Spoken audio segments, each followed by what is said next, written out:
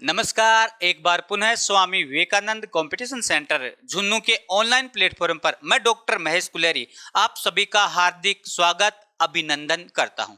हमारी online class में आप सभी का हार्दिक स्वागत है और हम जो हैं आप लोगों के लिए करंट अफेयर्स की जो क्लास है वो एक बार पुनः लेकर उपस्थित है। तो आपका बहुमूल्य समय ज़्यादा नहीं लेते हुए हम अपने पहले प्रश्न की ओर अग्रसर होते हैं और हमारा जो पहला प्रश्न है वो ये है कि नाटो ने हाल ही में किस देश में बड़े पैमाने पर कोल्ड रिस्पॉन्स 2022 सैन्य अभ्यास आयोजित किया है।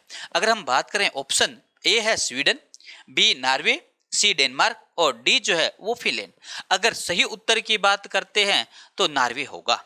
यानी कहने का अर्थ ये है कि कोल्ड रिस्पॉन्स 2022 सैन्य अभ्यास जो है वो नॉर्वे में क्या किया गया था, आयोजित किया गया। और आप सबको पता है एक क्लास में हमने चर्चा और परिचर्चा की थी कि ये जो नाटो है इसकी स्थापना अमेरिका, कनाडा और पश्चिमी यूरोपीय जो देश है उन्होंने भूतपूर्व सोवियत संघ की जो विस्तारवादी नीति है उस पर अंकुश लगाने के लिए नाटो की स्थापना की थी। और रूस के द्वारा यूक्रेन पर बढ़ते दबाव के कारण नाटो ने एक सैन्य अभ्यास जो है वो कहाँ पे आयोजित किया, नॉर्वे में आयोजित किया। तो हम कहते हैं नॉर्वे में आयोजित हुआ। दूसरा अगर हम बात करें नॉर्वे की विशेषता, तो नॉर्वे की सबसे इंपॉर्टेंट जो विशेषता है वो ये है कि नॉर्वे जो है इससे उगते हुए सूर्य का देश, नहीं देखो मध्य रात्रि का सूर्य, उगते हुए सूर्य का देश जापान, मध्य रात्रि का सूर्य का देश जो है, मध्य रात्रि का सूर्य का जो देश है वो किसे कहा जाता है, वो कहा जाता है नॉर्वे को कहा जाता है। फिनलैंड, अगर हम बात करें फिनलैंड के बारे में, और फिनलैंड जो है 2022 की संयुक्त राष्ट्र विश्व खुशहाली रिपोर्ट, संयुक्त राष्ट्र विश्व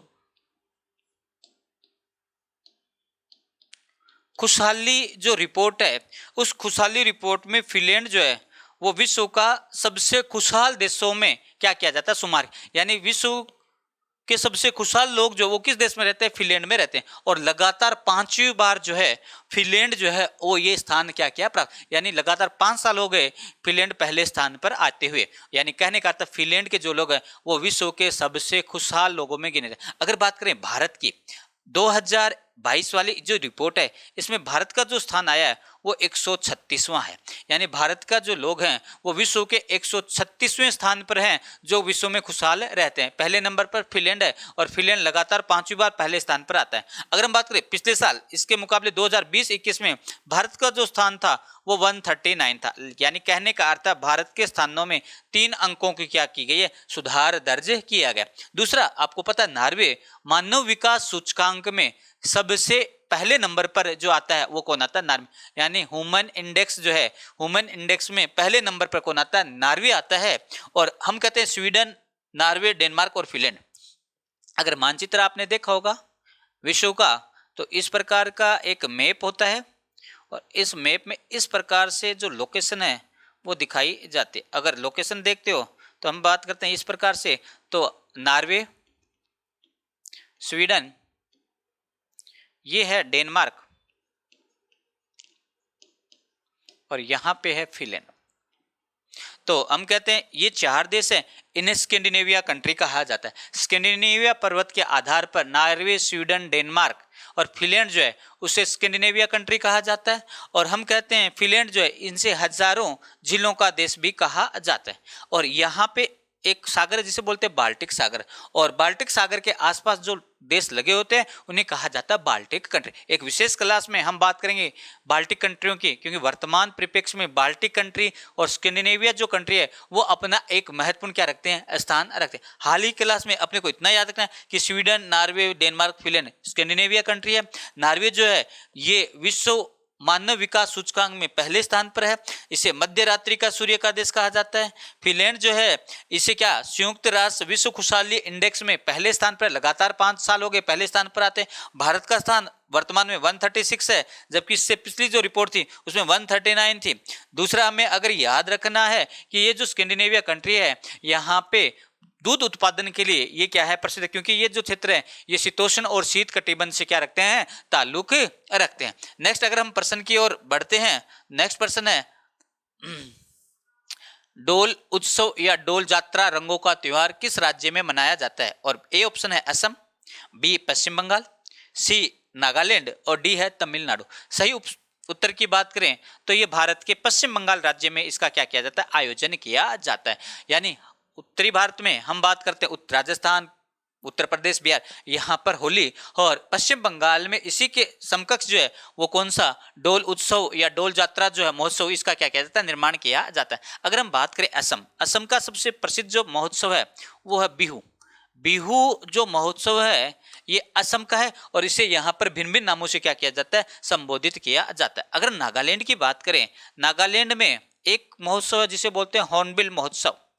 हॉर्नबिल महोत्सव यानी पक्षी के नाम पर उसको संरक्षण देने के लिए नागालैंड में हॉर्नबिल महोत्सव आयोजित किया जाता है। नागालैंड में हम कहते हैं बांस महोत्सव, बांस महोत्सव, और नागालैंड में ही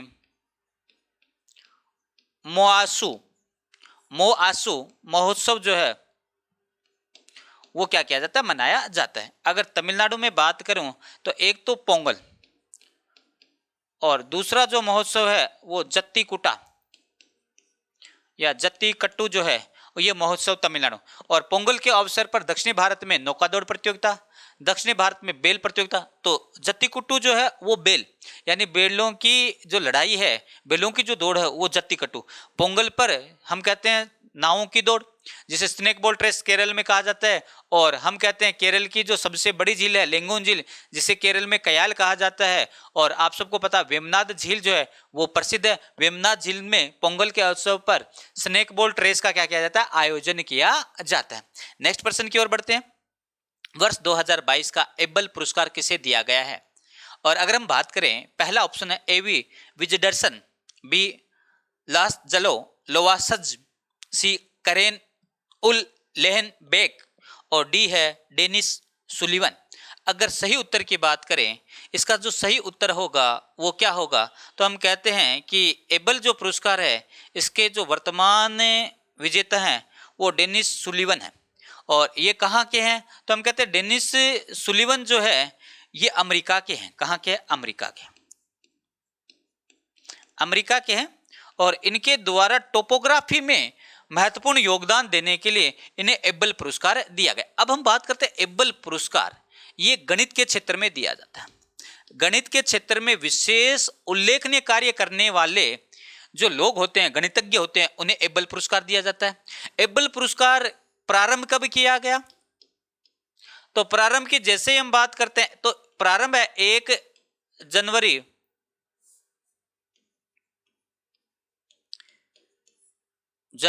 2002 में, 1 जनवरी 2002 में प्रारंभ किया गया। और पहला जो एबल पुरस्कार है वो जून 2003 में दिया गया।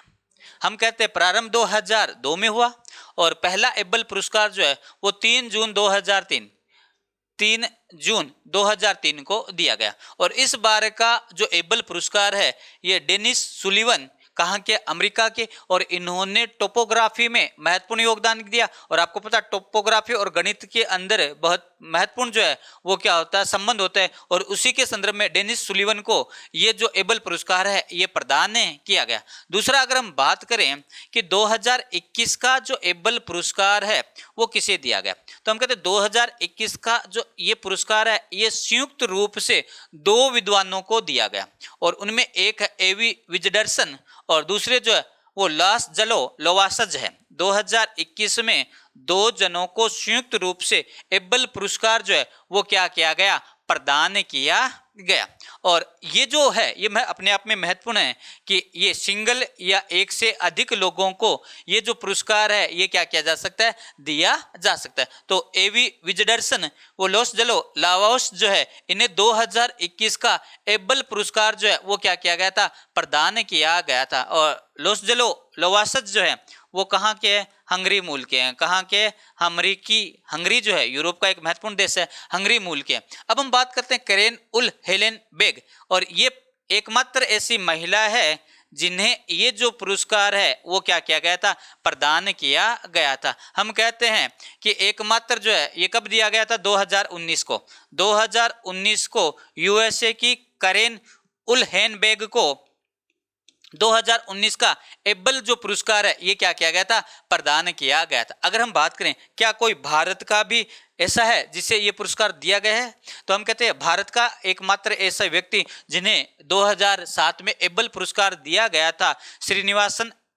कौन है भारत के, कौन रहे भारत के 2007 में, हम कहते हैं श्री निवास एस आर वर्धन। हम कहते हैं भारत को ये जो पुरस्कार है 2007 में मिला, किसे मिला, श्रीनिवास एस आर वर्धन को एबल पुरस्कार जो है वो क्या हो चुका है, प्राप्त हो चुका है। तो ये जो है ये हमें क्या करना है याद, एकमात्र महिला अमेरिका की है 2019 में, करेन उहलेनबेग। तो ये चीज है ये हमें याद। नेक्स्ट हम बात करते हैं संयुक्त अभ्यास सुरक्षा कवच सेकंड कहां आयोजित हुआ, और हमारे सामने पहला जो ऑप्शन है वो है राजस्थान, दूसरा महाराष्ट्र, तीसरा केरल, चौथा पंजाब। पहला जो आपको याद रखना है बहुत ही इंपॉर्टेंट है, सुरक्षा कवच सेकंड, ये है क्या, हम बात करते हैं ये भारतीय सेना, भारतीय सेना व महाराष्ट्र पुलिस, महाराष्ट्र पुलिस जो है उन दोनों के संयुक्त से पुणे में,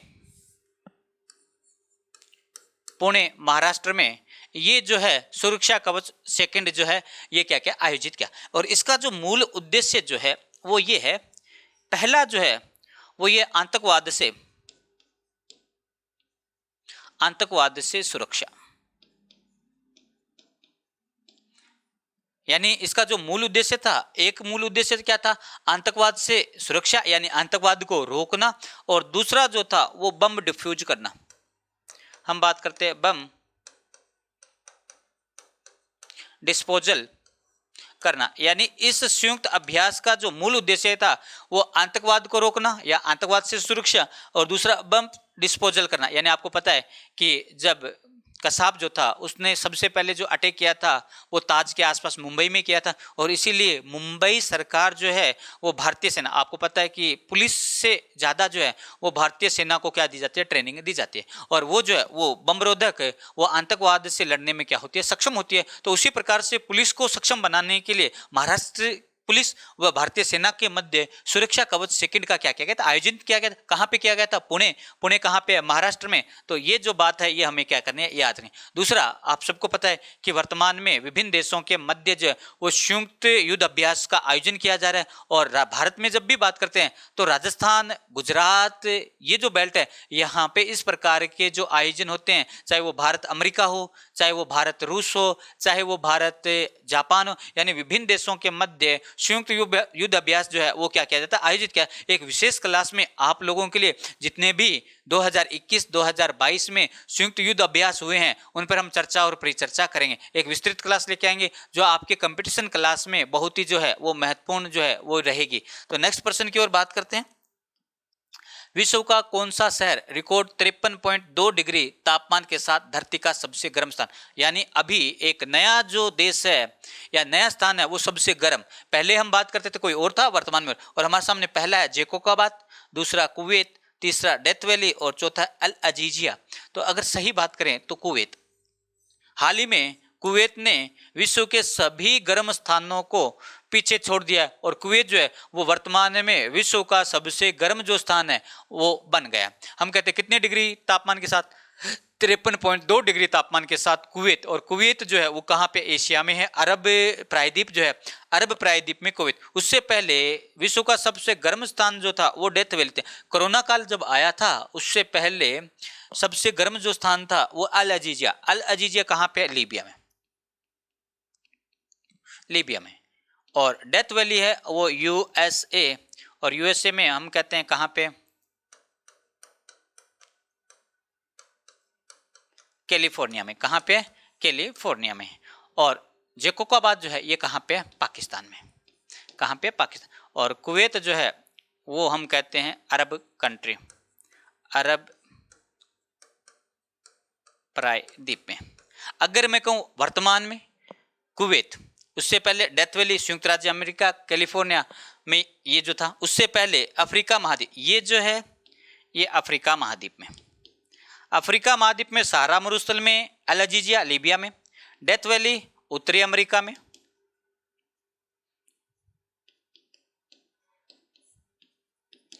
कुवैत और जैकोबाबाद ये कहाँ पे, एशिया में। और अगर हम भारत का बात करें तो आप सबको पता है भारत में चूरू जो है ये विश्व के सबसे गर्म स्थानों में क्या किया जाता है, गिना जाता है। तो वर्तमान में जो सही होगा कुवैत होगा। नेक्स्ट प्रश्न, कौन सी महिला टेनिस खिलाड़ी ने हाल ही में सबसे कम उम्र में संन्यास की घोषणा की है? और हमारे सामने पहला ऑप्शन है डी कोलिस, बी नाओमी ओसाका, सी एस्ले बार्टी और डी है मारिया सक्कारी। और सही उत्तर की बात करें एस्ले बार्टी, जिन्होंने 25 साल की उम्र में संन्यास लेने की क्या कर दी, घोषणा कर दी है। कहाँ की है, तो हम कहते हैं ऑस्ट्रेलिया की। कहाँ की है, ऑस्ट्रेलिया की। और आपके सामने ये जो चित्र दिख रहा है ये इन्हीं का है, एस्ले बार्टी। और इन्होंने 2022 का जो ऑस्ट्रेलिया ओपन खिताब है वो अपने नाम किया है, यानी ऑस्ट्रेलिया मूल की है, विश्व की नंबर 1 खिलाड़ी है, नाम क्या है, एस्ले बार्टी। और इन्होंने जो है ये 3 ग्रैंड स्लैम, देखो 3 ग्रैंड स्लैम खिताब जीतने वाली ये महिला है। और संन्यास की क्या कर दी है, घोषणा कर दी है। और आप सबको पता है कि इन्हों के जो 3 ग्रैंड स्लैम जो खिताब है वो 2019 में इन्होंने फ्रेंच जीता था, 2021 में इन्होंने विंबलडन जीता था और 2022 में इन्होंने जो है ऑस्ट्रेलिया ओपन जो खिताब है अपने ही देश में, ये जो खिताब है इन्होंने अपने नाम किया है। अगर हम कहें डेनियल कोलिस जो है ये उपविजेता थी, यानी ऑस्ट्रेलियन ओपन में एस्ले बार्टी ने किसे हराया था, तो हम कहते हैं डेनिस कोलिस को हराया था। और ये कहाँ की है, तो ये यूएसए की है और विश्व की 10वीं सबसे महत्वपूर्ण टेनिस खिलाड़ी है। टॉप 10 में इनका नाम आता 10वें नंबर पर। अगर हम बात करें नाओमी ओसाका, और नाओमी ओसाका जो है वो कहाँ से है, तो जापान की है। कहाँ से, जापान की जो है टेनिस खिलाड़ी है। और ये जो है नाओमी ओसाका। और हम बात करते हैं मारिया सक्कारी, और मारिया सक्कारी जो है वो कहाँ की है, जर्मनी की है, जर्मनी की है। और ये विश्व की 3रे रैंक की महिला टेनिस खिलाड़ी है। तो अगर हम बात करें सबसे कम उम्र में संन्यास लेने वाली, 3 ग्रैंड स्लैम खिताब जीतने वाली, 2022 का ऑस्ट्रेलिया ओपन खिताब जीतने वाली जो महिला है वो एस्ले बार्टी किस देश से है, ऑस्ट्रेलिया से। तो हमें ये जो बात है ये क्या करनी है, याद रखनी है।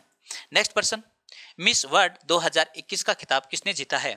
और हमारे सामने ऑप्शन है कैरोलिना बिलावस्का, हरनाज संधू, मानसा वाराणसी और श्री सेनी। अगर हम बात करें इसका सही उत्तर जो होगा वो क्या होगा, अगर हम सही उत्तर की ओर जाएंगे तो इसका सही जो उत्तर होगा वो होगा कैरोलिना बिलावस्का। ये जो है ये 2021 की मिस वर्ल्ड खिताब जो है वो इन्होंने अपने नाम में किया है। और हम कहते हैं ये जो खिताब है ये 17वीं प्रतियोगिता थी मिस यूनिवर्स, और 17वीं जो प्रतियोगिता थी ये कहाँ पे आयोजित हुई, तो हम कहते हैं कोका कोला संगीत हॉल, कोका कोला संगीत हॉल जो है, संगीत हॉल कहाँ पे है, तो सेन जुआन। और सेन जुआन कहाँ पे, प्यूर्टोरिको। हम कहते हैं मध्य अमेरिका में प्यूर्टोरिको है, वहां पर सेन जुआन है। सेन जुआन के कोका कोला संगीत हॉल में 17वीं मिस वर्ल्ड खिताब जो है वो क्या क्या आयोजित हुआ है। और उसमें कैरोलिना बिलावस्का जो है उन्हें जो है मिस वर्ल्ड का जो खिताब है वो क्या हुआ है, प्राप्त हुआ है। और ये कहाँ की है, ये पोलैंड की है। कहाँ की है, पोलैंड की है। अगर हम बात करें कि इसमें प्रथम जो रनअप है वो कौन रही, तो हम कहते हैं यूएसए की श्री सेनी है, ये प्रथम रनअप रही। और दूसरी जो रनअप है वो मानसा वाराणसी, ये भारत नहीं। अगर हम बात करें प्रथम रनअप जो है वो श्री सेनी रही थी, और भारत की तरफ से इसमें भाग लेने वाली जो महिला थी वो मानसा वाराणसी थी, जो टॉप 13 में अपना स्थान बनाए। भारत की तरफ से मानसा वाराणसी थी, प्रथम रनअप जो है वो श्री सेनी थी। और हरनाज संधू जो है वो 2022 में मिस यूनिवर्स यूनिवर्स का खिताब क्या क्या जीता है। अगर हम बात करें कि मिस वर्ल्ड का खिताब भारत की तरफ से किसने जीता है, तो अभी तक रीता फेरिया जो है वो भारत की तरफ से, रीता फारिया जो है वो भारत की तरफ से ये खिताब जीतने वाली पहली जो है वो क्या है, महिला है। तो हरनाथ संधू को मिस यूनिवर्स का खिताब मिला था, और मिस वर्ल्ड जो है वो कैरोलिना बिलावस्का पोलैंड की है, इन्हें मिला है। भारत की तरफ से मानसा वाराणसी ने भाग लिया था, टॉप 13 में इन्होंने अपना जो स्थान है वो क्या क्या ग्रहण किया। तो ये बात हमें याद रखनी है। नेक्स्ट, दुनिया की सबसे खूबसूरत इमारत कौन सी है, और हमारे सामने ये 4 बहुत खूबसूरत इमारत दिख रही है। और पहला ऑप्शन की बात करते हैं, museum of future, Burj Khalifa, C Shanghai tower, D Makkah royal.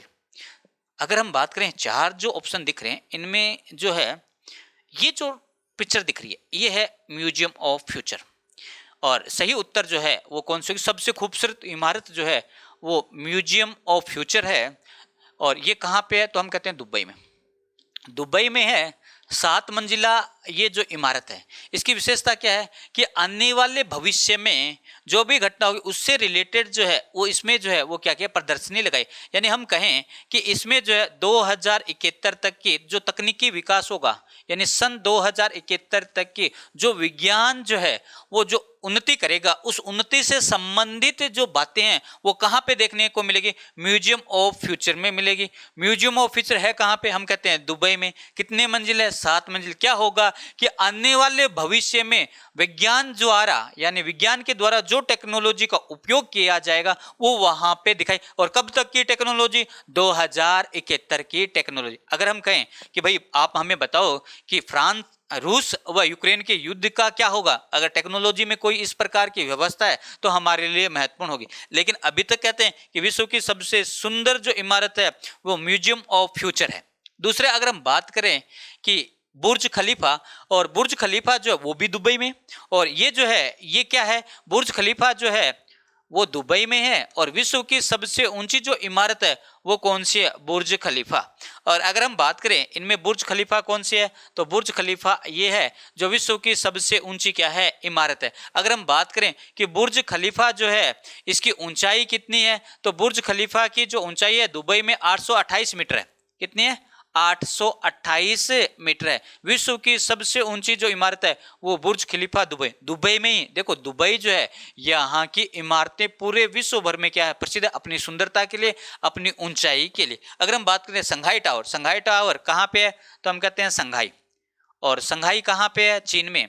और चीन में ये विश्व की दूसरी सबसे ऊंची जो है वो क्या है, इमारत। ये वाली जो पिक्चर आप देख रहे हो, ये पिक्चर जो है वो किसकी है, संघाई टावर। और ये जो है ये संघाई टावर है जो विश्व की दूसरी सबसे ऊंची क्या है, इमारत है। अब हम कहें विश्व की तीसरी सबसे ऊंची इमारत है वो मक्का रॉयल है। और मक्का रॉयल जो है वो कहाँ पे है, तो हम कहते हैं मक्का में है। कहाँ पे, मक्का में। और मक्का कहाँ पे है, तो हम कहते हैं सऊदी अरब में।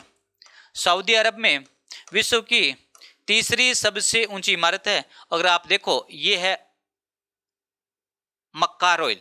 और ये जो है यहाँ पे जो है मक्का में जब जियारत करने जाते हैं तो यहाँ पे नमाज जो है वो क्या की जाती है, अदा की जाते हैं। तो हमारे लिए ये जो है ये मक्का रॉयल है सऊदी अरब में। ये जो है म्यूजियम ऑफ फ्यूचर है दुबई में। बुर्ज खलीफा दुबई में है 828 मीटर। संघाई टावर संघाई चीन में विश्व की दूसरी सबसे ऊंची इमारत है। और मक्का रॉयल आपको मक्का मदीना जो है कहाँ पे है, सऊदी अरब में स्थित है। ये है हमारे महत्वपूर्ण जो है जीके के प्रश्न। मैं आशा करता हूँ आप सभी को आनंद आया होगा। अगर आनंद आया है, आपको क्लास अच्छी लग रही है, तो क्लास को अधिक से अधिक लाइक व शेयर कीजिए ताकि हम भी आपके लिए अधिक से अधिक जो है वो क्लासें लेकर उपस्थित हों। तो आज की क्लास में इतना ही। जय हिंद, जय भारत।